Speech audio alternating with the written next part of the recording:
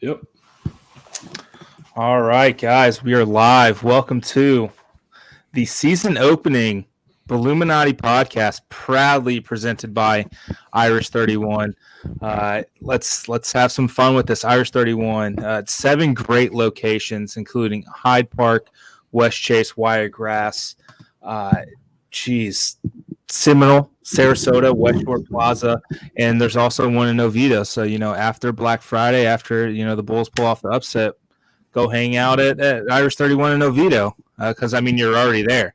So it's great. And Irish 31 has some great specials, all day, every day, Monday through Friday, 3 to 7 happy hour.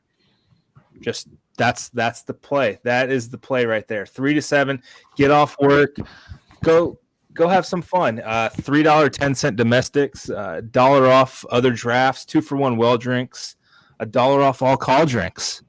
And then on Tuesdays, they have trivia night, and it's also Teacher Tuesday. Special priced apps and $3.50 drinks for educators. Trivia at 7:30.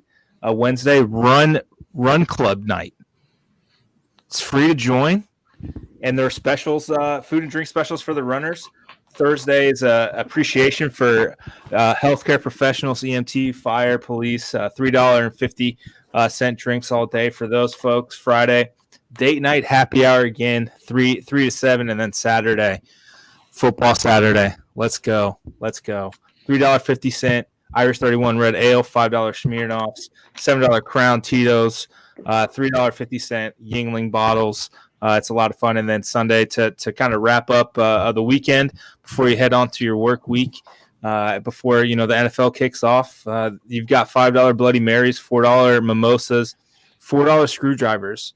All day. Again, check it out, Irish 31. It's going to be a great partnership. I'm excited for it. Really appreciative of Irish 31 partnering with the Daily Stampede this season.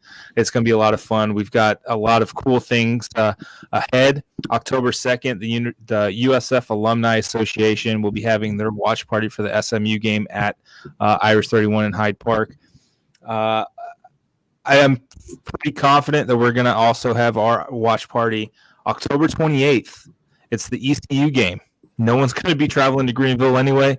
Come out to Irish 31 Hyde Park, have some fun, hang out with some fellow USF fans. It's going to be a lot of fun, and we've got some cool prizes, cool tickets, everything to kind of give away. Again, Irish 31, one of the best bars in Tampa. Let's go. Well, guys, Seth, Steek, how are we doing? It's game week, guys. It's been forever. Yeah. And well, guess what? It's a special week because we got a couple newcomers in here. Oh, snap. Let's go. Nick the whole Simon. gang is here. Nick Simon, Anthony Vito. How are we doing tonight, boys? I'm doing great. You guys look like you're having a good time. You've done this a few times. Oh yeah, man. It's a lot of fun. This is a fun way to do podcasts and interact with everyone. It's gonna be fun. It's gonna be every week, all season long, and we're gonna have some fun with this. We're gonna have some graphics that may not translate to the audio version, but it'll be all right. So, guys, we'll just have Seth describe it in vivid detail. They said to pivot to video, and so we're pivoting to video. Yeah, exactly. Guys, let's kick it off. We got some pretty big news today. All the major donors got an email invitation for September 8th at 11 a.m. for USF's IPF groundbreaking. Here we go. It's about damn time. Woo. How many years is it making? Is it 3 or 4 since the initial? We're talking Mark Harlan years at this point. Yeah. Since that initial gift, I think in 18. Something like that. Right. I want to say Charlie first brought it up in 2017, but I may be mistaken that for 2018. But yeah, pretty long damn time. But again, trust in Michael Kelly. He will get the job done. I know there was a board of trustees meeting last week, and basically it said if they can make up, there was a $5 million shortfall. They needed to make up that $5 million before they could go ahead. So clearly something happened in between August 24th's Board of Trustees meeting and today. I gotta come clean, guys. It wasn't me. I didn't do it. I don't know who did it, but they're a king in my book, or queen, and I love them. My unprofessed love is to this anonymous person, and I owe them greatly. Absolutely. It was Colin, wasn't it, with his newfound DK Nation. He must have hit a big parlay last weekend. Yeah. I mean, Nick's securing the bag too, so I mean, let's go. A tag team effort. Absolutely. I mean, this is just such a huge step in the right direction for USF. It was always out there in the ether. Yeah, it's coming down the line. It's coming down the line, and then we're here. We finally made it. We're I don't do math well. Like 8 days away, something like that. It's gonna be next Wednesday. 9, but who's counting? 9 days. 9 days away from groundbreaking for a facility that's going to be up and ready for fall camp next year. That's just Michael Kelly pulling rabbits out of his hat. But I mean, even now, finding materials is tough, but they were able to get it done. I mean, happening next year, that's quick. That is exciting. And the timing could not be any better. Right. I mean, Nick, what does this do? You live out of state. What can this do to, change the perception of USF? You covered high school football and recruiting in Georgia for 2 years. Like, what can this do? Outside of the state. Well, I mean, it just sends the message that we're actually, building stuff. Like I think I've discussed this before. How obviously Alabama is like in another stratosphere, but they always have the mantra that you always need to be building something, because when you're building stuff, you're signaling that you're always thinking ahead to what's next, what's moving forward. And with this program, there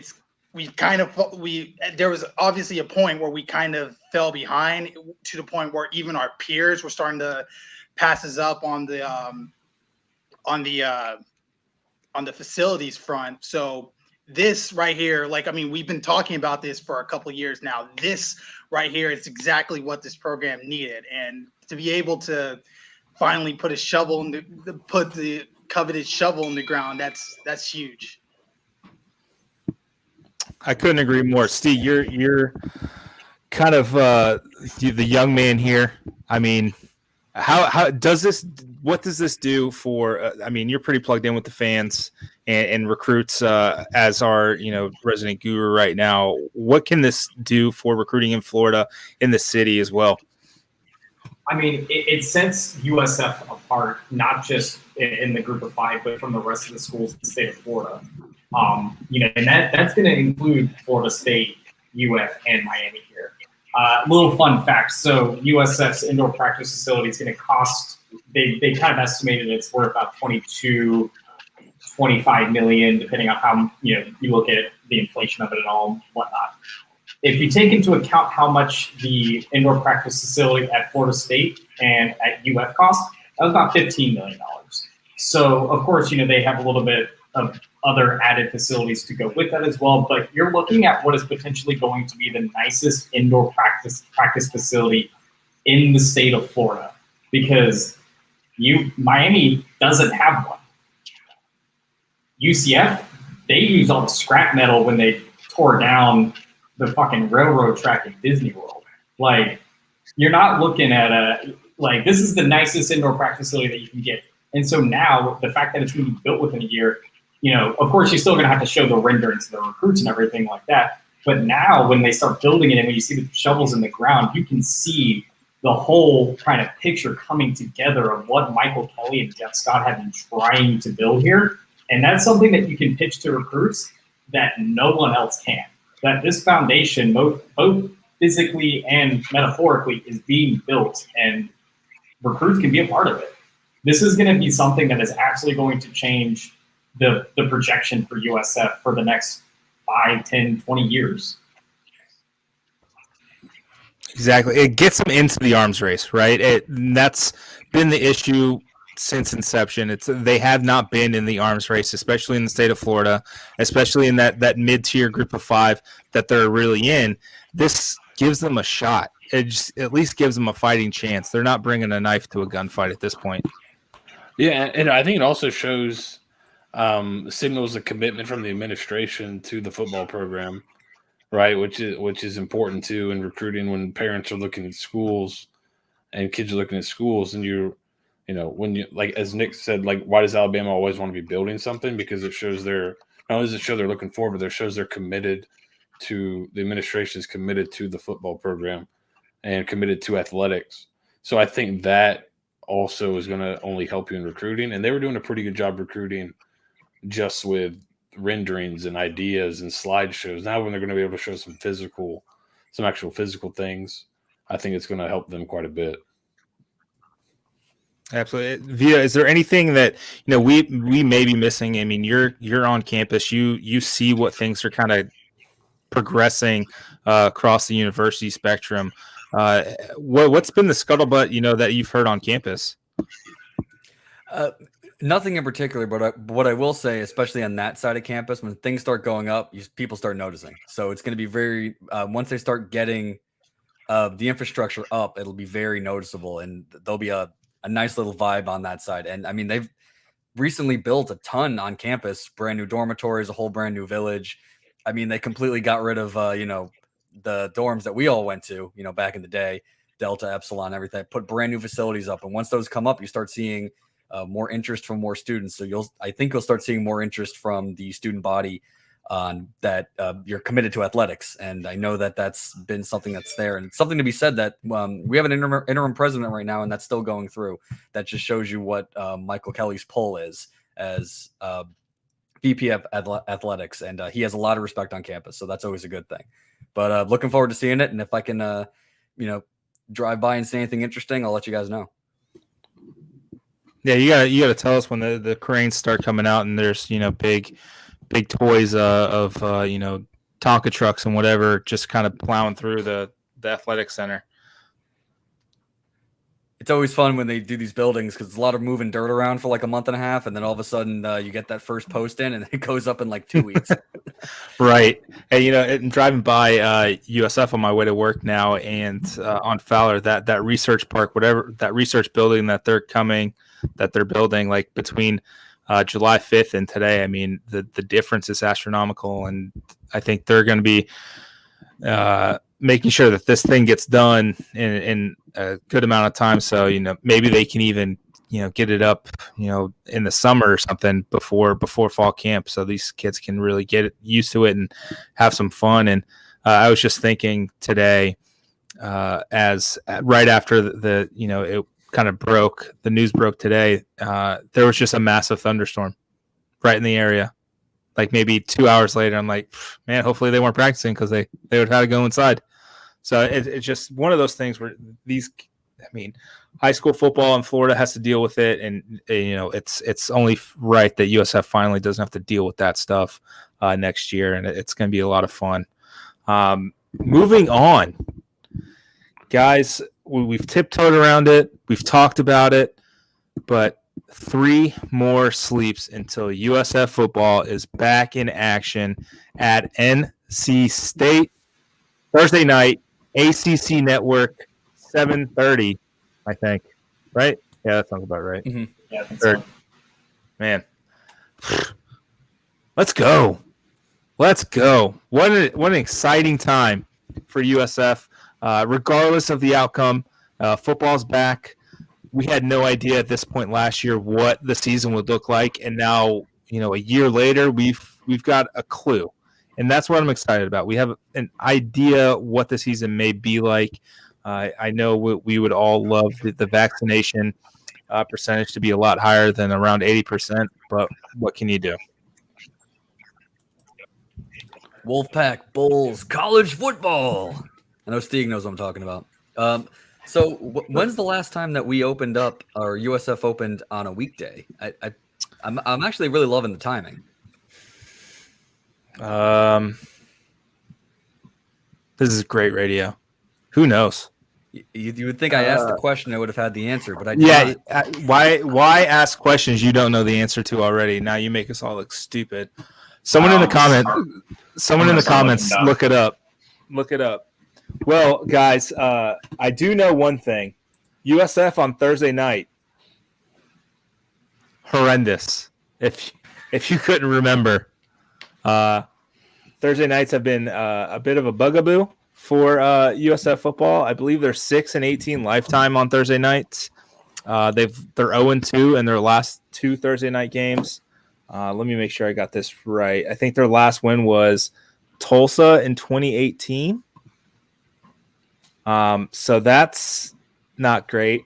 NC State, on the other hand, is actually decent on Thursday nights, which is unfortunate. And they're also like a good team. So that doubly sucks for USF on Thursday night. But I believe they're 7-1 on Thursday nights, if I'm not mistaken. Seth, this NC State team, we've talked about it over the last couple of weeks. They've got some talented guys on the offensive side of the ball, especially those 2 running backs. What kind of experience and talent does this team bring to the field on Thursday night? Well, I think I've read and heard they're returning like 19 of 22 starters or something to that effect. So they're bringing back a lot of players. We have here, we can look at, so this is kind of the breakdown of each team by position, then total offense, total defense, and then the 24/7 team talent composite just came out this week for the new season.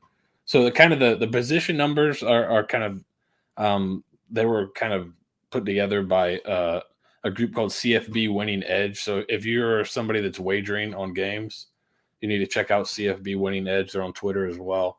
But they kind of accumulated a lot of this data. But you see here, North Carolina State's got a lot of talent. They're really like a top 25 team on talent, it looks like, right? By position. Now, I think the positional data includes transfers. I don't know if the 24/7 data includes transfers or if they change the number to the transfer ranking they give them. So that could explain some of the difference here. But you see North Carolina State's got some talent. Top 25 quarterbacks, top 30 running backs, 2 top 25 units on defense. And then the team talent composite for 24/7 has them 32nd in the country. So pretty good. USF comes in at 73, which is a big jump up from where they'd been. They've gotten a lot better. Jeff Scott's kind of brought in a lot of talent. That's kind of turning around pretty quick. But you can see USF's definitely going to be at a talent disadvantage coming into this game. And North Carolina State returns not only a lot of talent, but a lot of experience too. So I think it's going to be a pretty tough one for them on Thursday night. Agreed. Steve, what have you kind of taken notice for USF to be able to compete and or win this game on Thursday night? It's I think we talked about it a few times last year, and this is going to be probably one of the more telling signs of where this team is at. But it's going to come down to defensively how they can create havoc. I think offensively, I think this team is going to be fine throughout the year. I think you've got explosive playmakers at running back, at wide receiver. You've got a pretty good tight end core, and that offensive line unit is cohesive enough where I think they have enough kind of trust within each other to be successful. And then, of course, the quarterback room where you're finding out, if Payton is going to be the guy. It looks like he's made those strides that the team needs to make. So I think offensively they'll be fine. They'll be able to move the football. They might stall out once or twice here or there with against North Carolina State. And the biggest thing that's going to be the concern is that, our offensive line unit versus their defensive line. Their running back is technically their strength, but that defensive line unit is probably their deepest unit on the team. So you've got a pretty scary matchup there. But coming back to it, if USF is able to create havoc on defense, especially with Glenn Spencer, being able to run multiple alignments. Thad Mangum mentioned today that they've been running a little bit of 4-down linemen. rather than the traditional 3-3-5 that he's been running. So that tells me that they are prepared for basically multiple fronts outside of North Carolina State. Seth touched on it a little bit ago, I think last week, about their spread offense, but they'll power run it. So it's going to come down to, can USF create negative plays on first down, whether it's somehow getting NC State out of rhythm, get them into like a 1st and 15 after a false start or something like that, or a holding, or better yet, getting tackles for loss or limiting gains as much as possible. I think that's going to be where, if USF is able to pull off an upset, it is because we're going to look at that tackles for loss stat and we're going to see, holy shit, 12, 13 tackles for loss, like 5 sacks, like where the hell did this come from? That was nowhere what we saw last year. Now we're going to probably have to see that team make an immediate impact on that havoc unit. Exactly. And Nick, NC State boasts 2 very capable running backs in Xavier Knight, Zonovan Knight and Ricky Pearson Jr. Both they combined for 14 rushing touchdowns last year, both over 600 yards, over 4 yards a carry. Knight actually led the team with 5.5 yards per carry. You can see on the screen here, USF's defensive line is the worst ranked unit of either team. How does USF stop this potent rushing attack? Like Steve just touched on before, just keep bringing exotic type blitzes and everything like that. Just do your best to fill the blocks. It's the defensive line has obviously been the weak unit of the defense for the last couple of years, but hopefully, that experience and having Glenn Spencer and having a full offseason under Glenn Spencer will do wonders for them, especially in this game. And you're hoping that with this being the opener, hopefully their offensive line is starting to kind of try to get in sync as well. Absolutely. I was talking to Backing the Pack, who's the SB Nation NC State site, and they really kind of harped on that the offensive line was pretty average. And if you look at the numbers from last year, NC State averaged 3.4 yards per carry last season. So it was a bit of a slog when Knight and Pearson didn't touch the ball. A lot of those were, from Bailey Hockman kind of getting sacked and pushed around. But that's definitely something to really watch out for. I mean, they lost nearly 500 yards last year, so you can create some havoc along the offensive line. I know there's still a lot of continuity in that, and it shows their offensive line is their worst ranked unit on the team, and it kind of bears the numbers. I know a lot of people think recruiting doesn't matter, but I mean, when you really break it down and look at it, recruiting matters a lot, and you see where the shortcomings are in a lot of these teams when you see poor recruiting. Take FSU, for example, offensive line, USF, offensive line, defensive line, NC State, offensive line. So there is a pattern. It's not just random. I mean, you'll get guys who were 2 stars, but for the most part, you want to survive on those high 3s, low 4s. Yeah, and I think, as you said, you kind of got to a worst ranked matchup on either side. The worst ranked unit for USF's the D line, the worst ranked unit for NC State is the O line. So that's going to come down to, hopefully you can get you can give those guys some help basically with how you use your linebackers. And then I think we all think the defensive back unit is a really athletic kind of mix of bodies. So you got some tall, rangier guys with some long-armed guys that maybe you're going to see a lot more man coverage, and that will kind of allow you to put more guys in the box and to help stop that run game. So it should be interesting. I think these games, when you're the underdog, really comes down to this is one of my philosophies on really any game, but especially when you're an underdog. You have to win the explosive play battle. You got to limit it on defense. You got to create them on offense. And then if you win the turnover battle, I think is really key when you're an underdog. So if you can go in there, generate a few turnovers, then, you get +2 in the turnover margin. Well, now you just stole 2 possessions. So, that's how you can kind of stay in the game and keep it close and give yourself a shot at the end. I just got a question. How do we feel about Cade? I think we all feel pretty good about his talent going in the game. I want to see how you guys feel. Do you feel pretty comfortable with him going to this game? And then I have another question related to that. We can kind of go around the horn here. It seems like from everything Jeff Scott's saying is that McLean is going to have some type of package and he's going to be playing in these games. So how do you guys feel about that? Are you guys all we need him to redshirt, or we want him to get the experience? What do you guys think on those two? How do we feel with Cade, and then how do we feel with McLean having a package? Let's start with Vito. So, Cade has a year of the system under his belt. He was plagued with injuries and COVID protocol issues all last year. But let me tell you, that one series he had in the Tulsa game looked darn good until he got hurt. So if he stays healthy, and I think that's kind of what we're all curious about is the health, as they say, the best ability is availability. But he looked great in the spring game. From what we hear, he's been great in practice. He's turning into an amazing leader. He really looks and fits the part well based on what we've heard from practice and from scrimmage. So looking forward to seeing it. On the downside, you get, NC State, which is a borderline top 25 team, and then you get UF right out of the gate. So that's kind of tough, and that's going to be a real tough barometer those first 2 games. As for Tim McLean, I personally think we all believe it, that McLean season can't get here soon enough.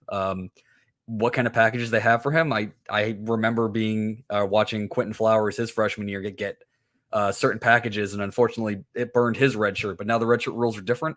So whether they bring him in, I guess I would say if they're going to bring him in, we don't teeter on that 4 to 5 game. We burnt a red shirt because we're going to play in a blowout kind of thing.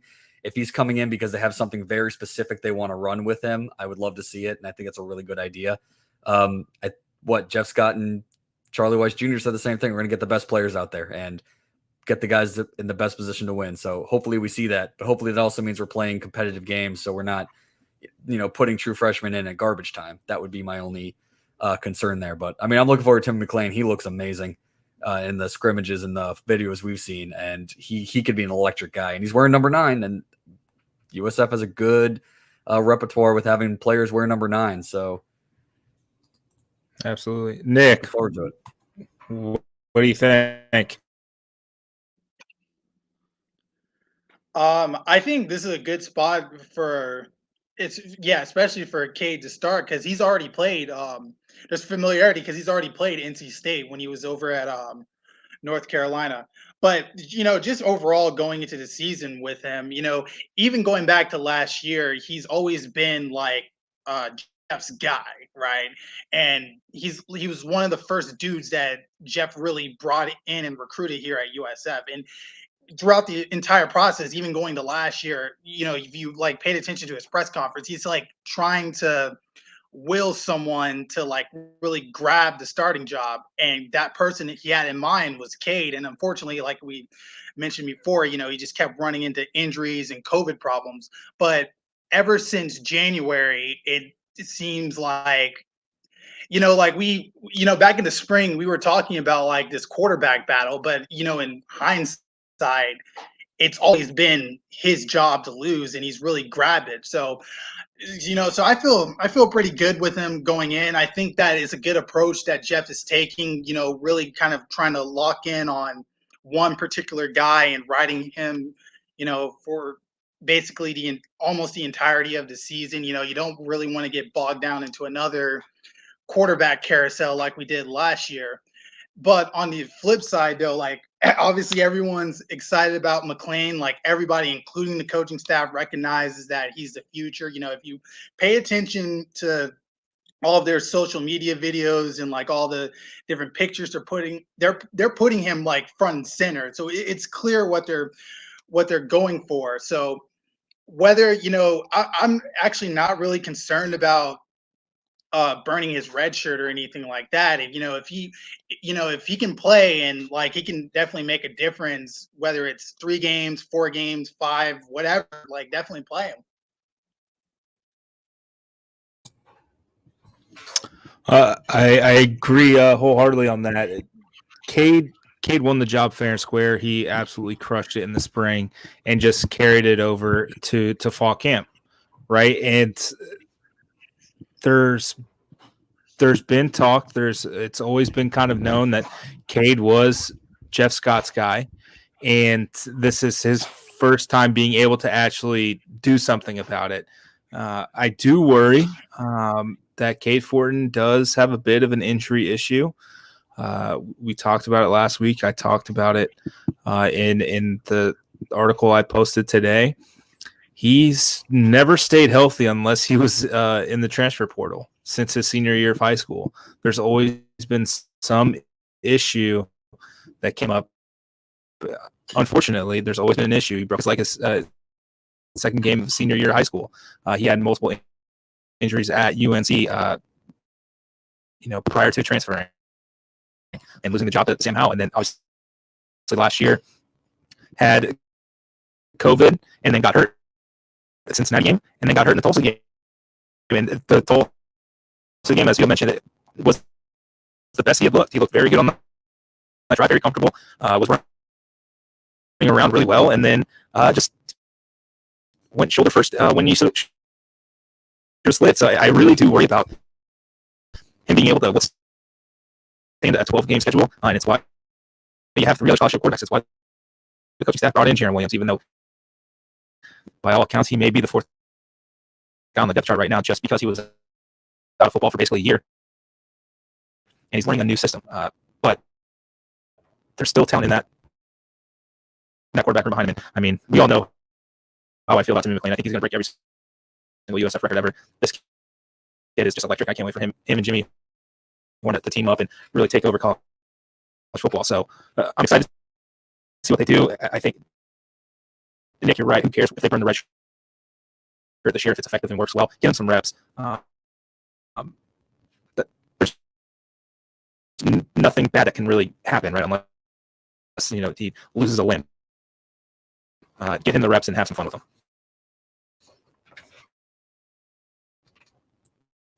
Yeah, and I think Seth, how are you feeling about Cade? I know you were a savant there.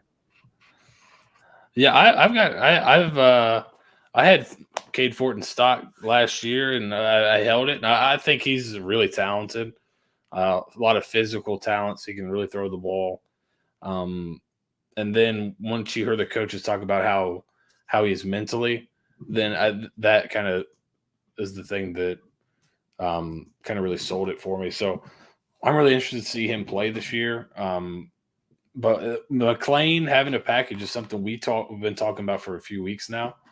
And it's kind of interesting that it's basically been confirmed by Jeff Scott that he's going to be playing. As Vito said, they want to play the best players. They feel like he's one of their best guys. So that'll be interesting to see how they mix him in. But, I think we're all feel pretty good about where Cade is on the talent-wise and understanding the system. It's really about, can they keep him upright? And was it bad luck for injuries the last few years, or is this a pattern? So I think that's something we need to see. We're getting a lot of questions about the running back room. Do we kind of really – where do certain guys fit in? Do we think it's going to be a running back by committee? From everything I've read and heard, it seems like it's going to be running back by committee mostly. I don't know. Is there a guy that's kind of stepped up and taken the lead? Or it seems like they're going to use guys with their skill sets. So you have the smaller, quicker guys like Joyner and Battie, and then you have some of the larger guys. Felix is kind of an in-between guy because I actually coached against him in high school when he was in high school. He can go. He's got some speed, but he's not a small guy either. So he might be in between. And then Mangum seems like a big bruiser. They liked his body type, what he brought differently. So I think you are going to see running back by committee, but they're probably going to break it down to this is what this guy does good. We're going to put him in these situations. So they may not all be running the same schemes. They might kind of mix them up by scheme because they are so diverse in their skill sets. And I wouldn't be surprised if you see two of them on the field at the same time. So what do you guys see, and what are you guys thinking about the running back room?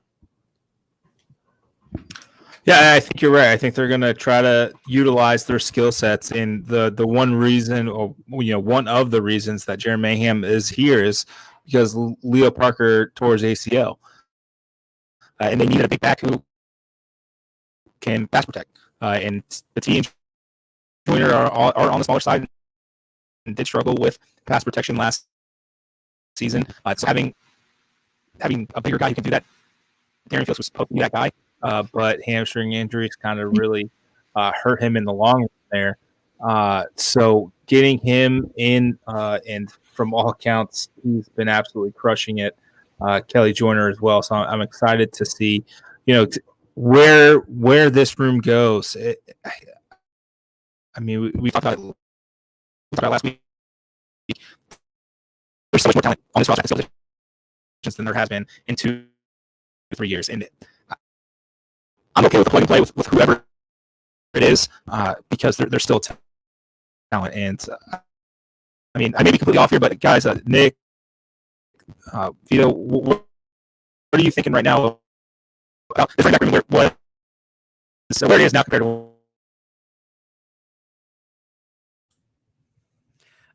One thing that I absolutely love, especially, and this kind of goes across all of the skill positions, is just the depth. The amount of guys in the running back room, the wide receiver room, there's so much versatility, way more than it has been in the past few years. So it's just, you can convince me that because you have all of these horses, essentially, that can jumpstart this offense. And we didn't even talk about Kawan Powell, who's the freshman, but that running back room, we saw it the last game against C. Both running backs, Brian Battie and Kelly Joyner, over 100 yards. I think it's just going to come down to who can come in for pass protection and be successful, especially if the offensive line isn't holding up as well as it needs to, and who doesn't put the ball in the dirt, because the last thing you need is fumbles. So, and just probably riding the hot hand, and that could change game to game. And I think that's having that depth is huge compared to the last few years, and can kind of keep your momentum going in a positive way. If something doesn't go right, switch hands. You have somebody who can do a change of pace. You have guys for different specific game plans and specific parts of the game. And then same with the wide receiver room. I feel the very same way. Like, the skill position talent's starting to look a lot closer to what it was, back in 2016, 2015 than it was the last few years. So I'm looking forward to seeing how that helps, and just having everybody kind of lean on each other too. But I think it's going to be great. Yeah, it sucks that we lost Quan Powell to an injury, because again, you pay attention to kind of who specifically the coaching staff was mentioning, in the weeks leading up, and he's a name that I saw come up quite a few times. So it's kind of clear, like, they had for him, and obviously it's unfortunate that he went down. But I'm really curious to see Darian. He was obviously like this. He was a big from Oregon. Fort Myers area kid. Obviously coming back home. Those are the type of dudes that you obviously want to get in the transfer portal to come back home. Obviously last year he wasn't able to get on the field really and play. So just having that, like, senior leadership presence, who's been on, like, winning teams at Oregon, that'll be huge for this room this year.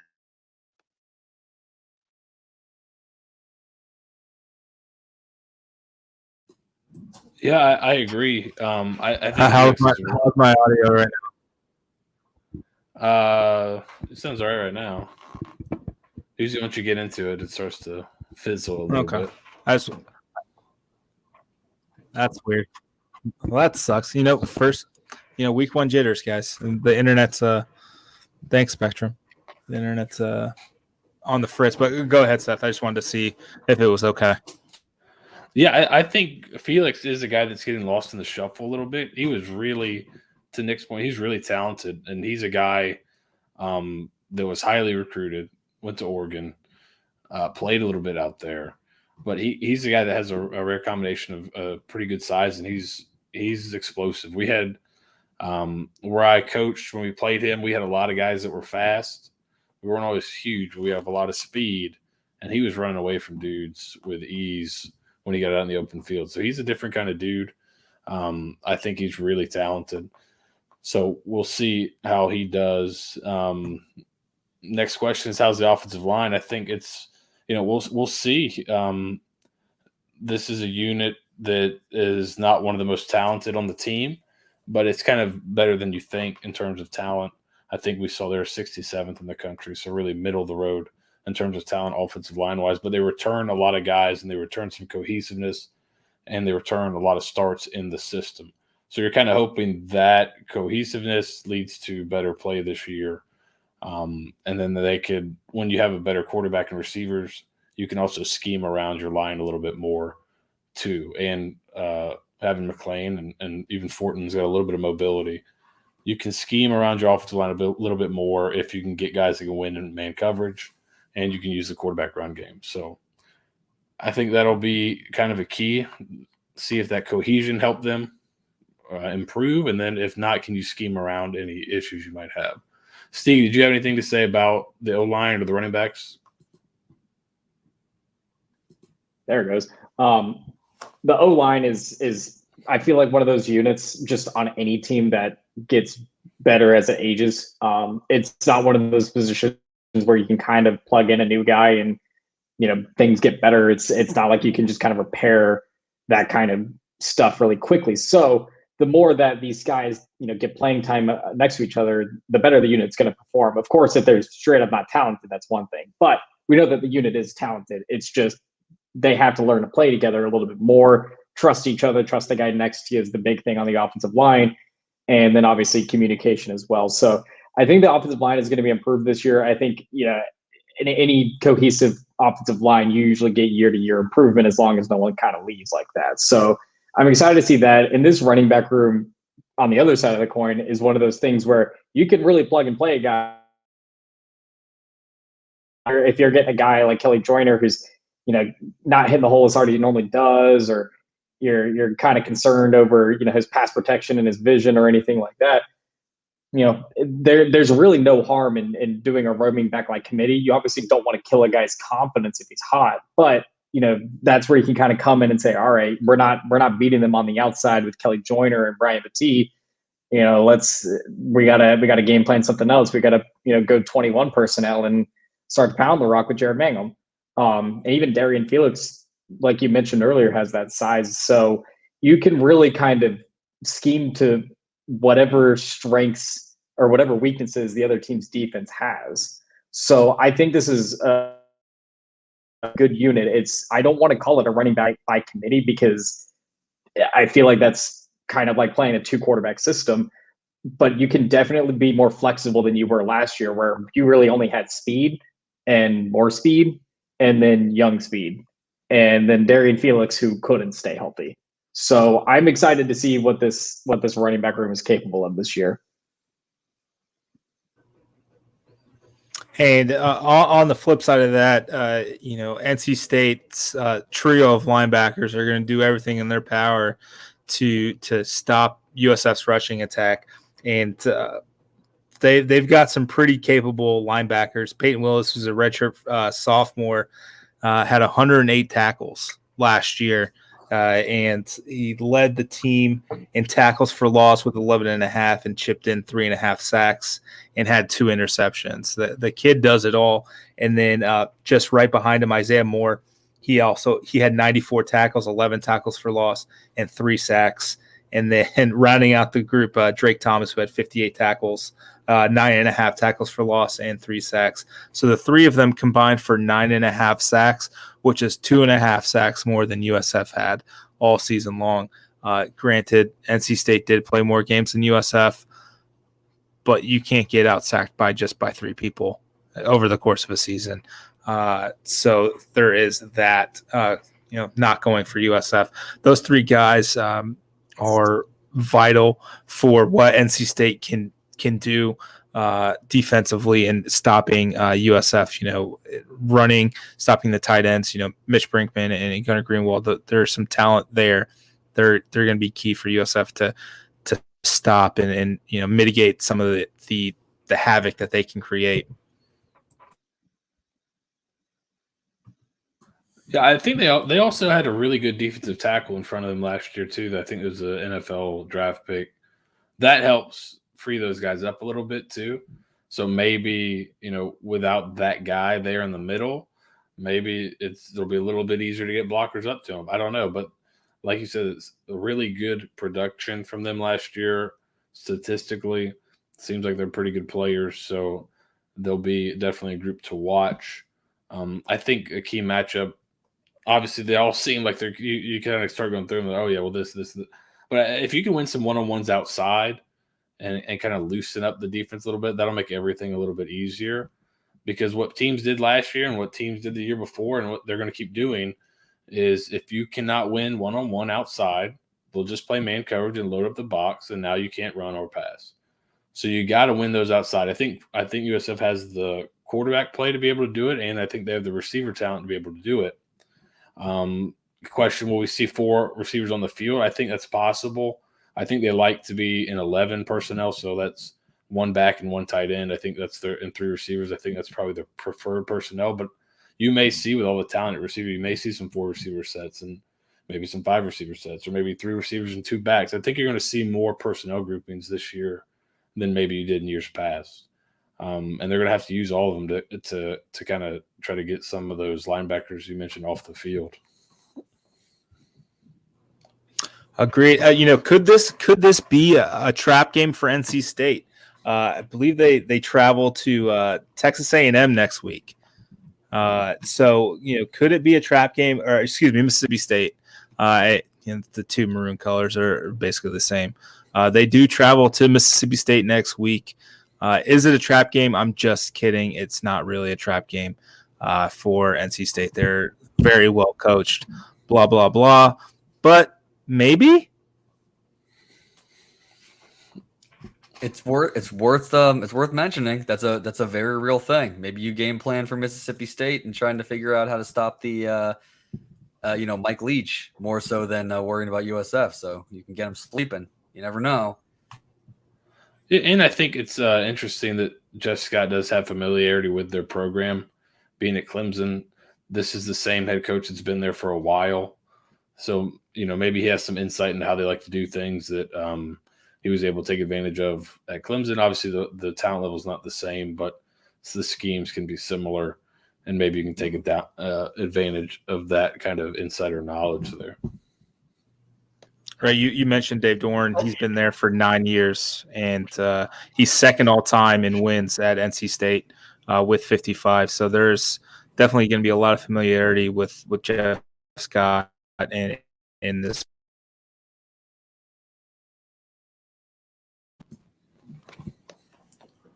And plus, there's the factor of Devin Leary playing his first game in just a little under a year. He obviously went down with a leg injury. I think it was a leg injury or something like that midway through the season. So, he's been back and in training camp, and, obviously NC State people are really high on him. But then there's just the factor of, just him getting back into like the game shape and game mentality. So, there's potential for them to kind of catch him slipping, especially in the first half.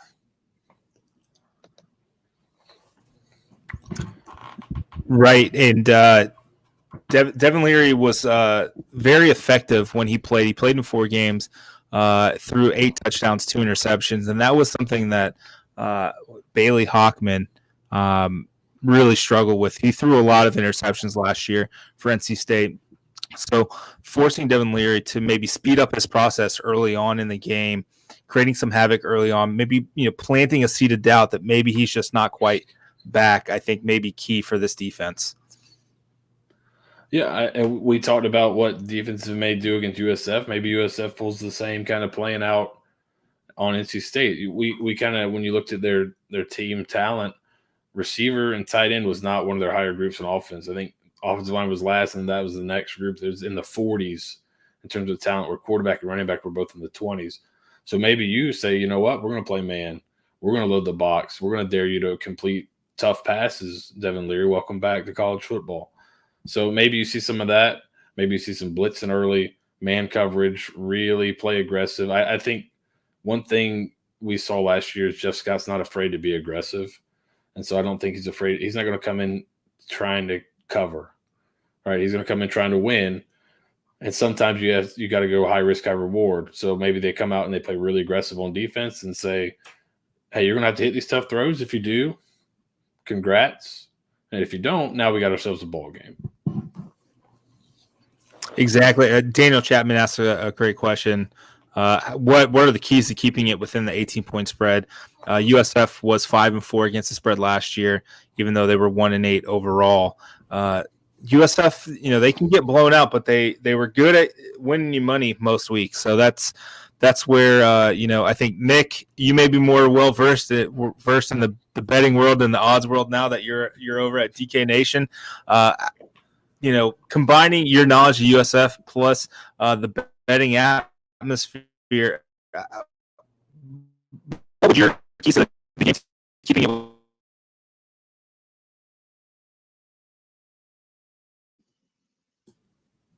Did he come up for anyone else? Yeah, Nick, what are your keys to the game from a betting perspective? Debut Spectrum. Oh no, spread the Nick too. Just any you kind of went out there for a second, but in just any situation where you're the underdog, just kind of create. Oh man. So just basically create turnovers. Like, look at how weird that Illinois game was last year. They came in, not last year, last week, when they came in as 7-point underdogs to Nebraska and got a block punt, creates that weird safety that they got. I mean, that's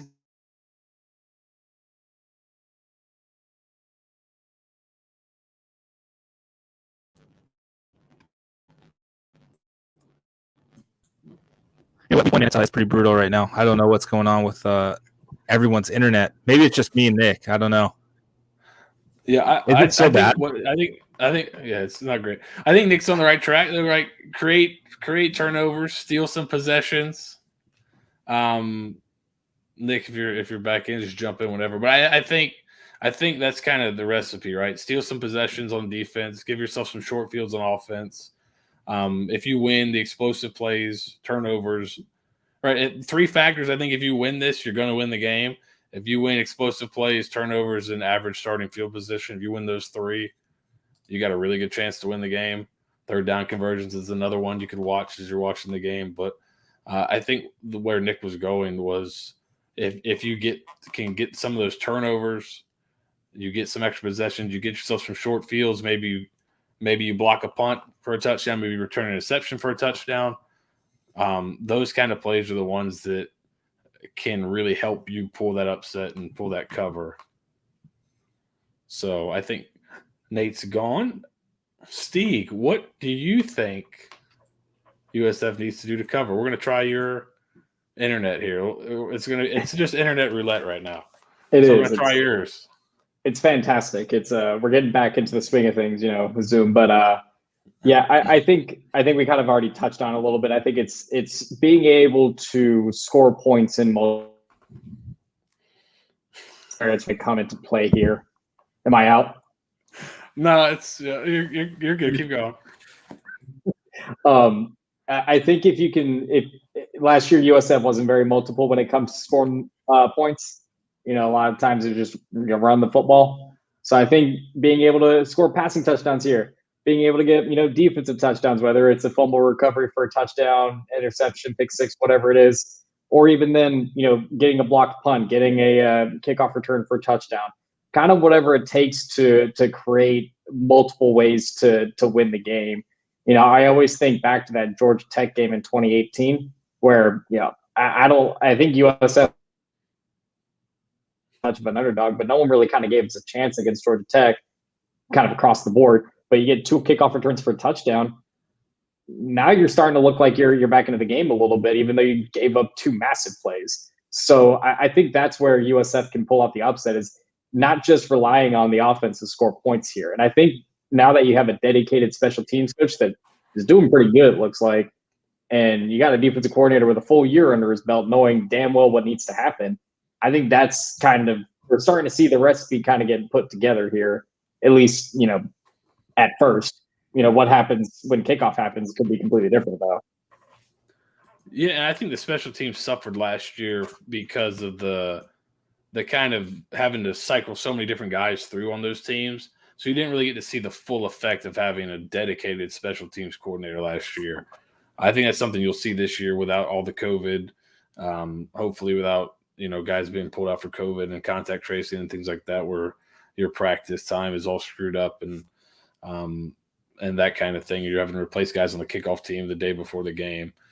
So I think you'll see, hopefully, that fruit will kind of bear itself this year.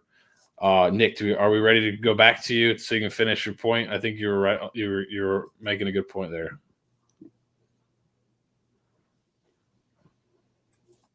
Back to Nick. Yeah, I was just basically saying, just if you're in the underdog situation, have it and just create as many try to put yourself in a position to create as many turnovers as possible to give yourself a shot. Vito, you haven't spoken in a while. Let's hear from you. What do you think? Everybody pretty. Hey, my internet's perfect. I don't know about you guys. I saved the best for last. The Seth and Vito are good here. I do like the one comment that says only bet or he won PYU last year. Only bet USF once. That's the key. Forget USF spread. Enjoy the game. PYU's protect your unit, so no real money is bet in those games, which is always fun. But I think you're right. Just underdog mentality. Try to catch a few breaks, but it's going to be stopping those running backs. From what we hear, the NC State running game is really solid, and try to make sure that you make Devin Leary beat you with his arm, and try to keep up offensively. I think too many times you have too many opening night jitters, and maybe you give up a touchdown or two, and all of a sudden it feels like a unsurmountable lead. But play loose and try to keep the game out in front of you. But I mean, pretty much you're right. Turnovers, third down conversions, keep the penalties down, and finish drives. I think a huge thing that killed me last year was, even if they got an explosive play, sometimes they'd be in the red zone. They just couldn't punch it in. And that's really the key. Finishing drives in a positive way. And then we'll see where we go from there. But I'm looking forward to just seeing football, fans in the stands again. It'll be a good time. So we'll see what happens. Yeah, I think it's a good Is this point. thing on? You're on, Nathan. All right, man. Jeez. Hopefully it stays on. I took the video off, so hopefully it's fine. USF on third down last year, historically atrocious. Just absolutely piss poor. There's really no way to call it. Opposing offenses converted half of their third downs last year. 50%. Folks, that's not great. And then on the flip side, the offense converted just 30% of their third downs, which is somehow slightly worse than allowing 50% in my mind. So being able to just be a little bit better. You don't have to be perfect. You don't have to be a defense that only gives up 30% on third down. Like if you drop it down to 42%, that's improved. 40. I would take 45%, honestly. Give me 45% opposing third down percentage and bump the offense up to 35, 38%. Show some improvement in that regard, because I think we all lost a lot of hair and age and time on third downs last year. So let's try to get some of it back this year. Yeah, just to put that number into context, basically every time an offense was on third down against USF, they turned into Alabama. because I think Alabama was above 50% on third down conversions. So every offense you play turned into Alabama on third down. That's not great. Let's get them down to like turn them into Mississippi State on third down. Then you'll be feeling a little bit better. Exactly. Spear 13. How's their wide receiver position looking? I think you mean NC State. Well, pretty good. I think they returned 86% of their production from last season. I'm gonna butcher this poor guy's name, but he's actually really good and kind of in the running to kind of make some records. So I want to make sure I say his name right. Oh gosh, I just had it. This is great radio. I'm just gonna call him Double E until I find his name. He's a talented wide receiver. He's fifth in NC State history right now in catches. Really kind of coming up there. Emeka Amizi. He's a fifth year guy. He's really talented. Led the team in receptions last year with 47. Had 738 yards. Had 5 touchdowns. Averaged a little over 60 yards a game. There's still just talent, just straight up across the board for this NC State team, and it's going to be a struggle for USF to keep up with them. Even with Devin Leary coming back, there's still a lot of talent for USF to have to defend, even with the new transfers and the talent influx on USF side. But there's really not a poison on this skill position wise. I think you've got to be able to attack the wide receiver, or the offensive line and the quarterback if you want to have a chance there, because the running backs and wide receivers are very solid at NC State.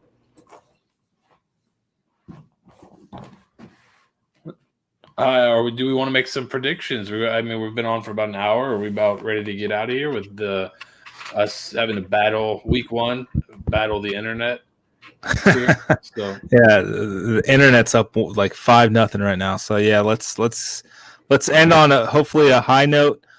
Vito, your prediction for the game: NC State USF, ACC Network, Thursday night under the lights. I will say ACC Network is going to be like live broadcasting from NC State all day Thursday, so there's going to be a lot of coverage if you guys want to check that out. There's a pregame show, I think an hour and a half pregame show prior to the game. So because it's opening night, be sure to check it out. And then again on Wednesday, I'll have something posted for the other teams USF plays this week. There's 4 other teams that they play this year playing on Thursday. So just keep an eye out for that as well. So Vito, without further ado, prediction for Thursday night. I'm kind of hoping that this is a good game, a good matchup. I don't think I can predict a win quite yet, just because it's really tough to see what this team's doing until we actually see the team play. So I'll go something like NC State 35, USF 21. Cover the plus 18. Nick? Yeah, as road underdog coming into a Thursday night opener, I think one thing that this team will do is feed off of the NC State crowd, because Carter G. Finley, that's the name of their stadium. That stadium can get hyped low key, especially on these weird Thursday night games when. Well, there's a bunch of teams playing on Thursday night, but we're one of the only games on. It's week 1, it's the season opener, so they're going to be hyped. I think our team's going to really feed off of that energy, being able to play for the first time in almost a year. I'm going to go NC State 38, USF 27. I really think this team, it's going to be one of those situations where everyone, maybe it's early in the third quarter and everyone looks up oh shit, USF is hanging with NC State, what's going on? But then eventually, obviously talent will pull out. It's going to be a good showing from this team start up. So yeah, NC State 38, USF 27. Seth? Yeah, I think kind of similar to the first two guys. I don't think they're going to cover. I'm going to go out. That'll be different. But I think it's going to be something like 35-16, something like that, maybe 38-17, somewhere in there. I don't think USF well, I'd be really surprised and really pleasantly surprised if they're able to hold this offense down. That would show a lot of growth from last year. But just going off of last year, I think, I think NC State's going to score in the 30s. Is USF going to score? Can they match them? I don't know. So I just on the safer side, I'd say like 35-16, North Carolina State. Hopefully I'm wrong. Yeah, I'll go next here. I think the over-under's around 59.5, 60. I think a lot of those points are going to be from NC State. I think it may be 42-21 NC State. Just week one on the road. I don't think this will be a testament or harbinger for things to come for this team, but there's still a talent gap, and I don't think we're going to see what this team really is like until BYU. Because we know what Florida's going to do to them. And then you got FAMU as a get right game, as they call it. And then maybe a little bit more evenly matched at BYU, through the first four games. But this is going to be, it could be bad if we're being honest. And then finally, Stieg, take it away.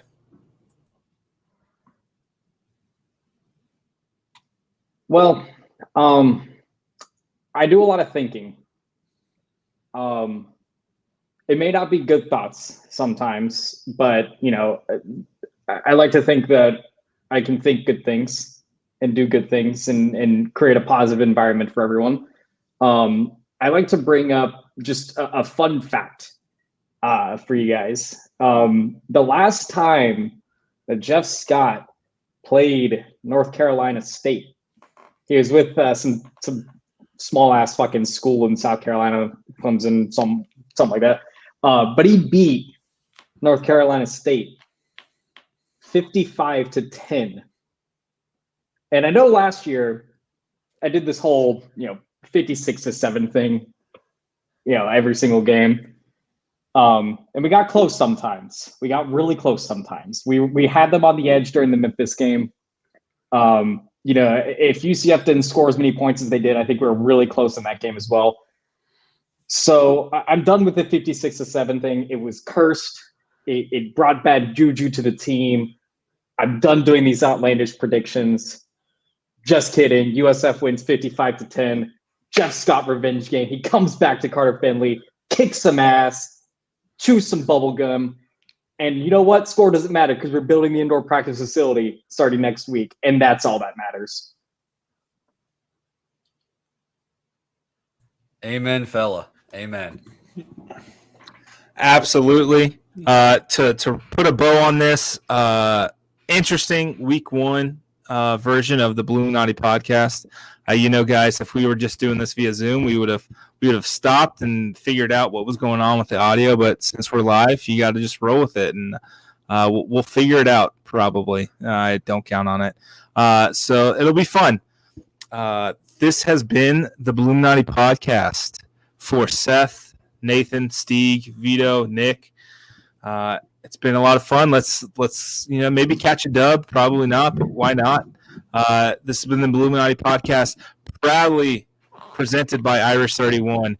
7 different locations all across the Bay Area: Hyde Park, West Chase, Wiregrass, Sarasota, Oviedo. Go check it out. Great daily specials every single day. Hey, one more thing before we sign off. Be on the lookout. We may try to do some stuff at halftime and post game, depending on how the game goes. So if you're following the Twitter, it should pop up there. We may give a heads up, but we may try to do some halftime and post game things, maybe some pregame stuff. We'll see how it goes, but we may try to do that for some of the away games this year. So if you're not following on Twitter, follow on Twitter. watch out for that. We'll put out we'll put a message out before if we're going to do it. But instead of watching these halftime shows with these guys that don't really care about USF, jump on with us and we'll talk about how the game's going, what we think is going to happen in the second half. Absolutely. Be on the lookout for it. It's going to be exciting. Seth's film room will start next week when there's, film to process. So be on the lookout for that, and we'll hopefully figure out the bugaboos that we've had this week. And again, go Bulls. This has been the Bulluminati podcast presented by Irish 31. Let's go catch a dub today. In 4 days, 3 days, 2 days, whatever it is. Go Bulls. Eat some boxty. Irish 31 rules. Go Bulls. Go Bulls.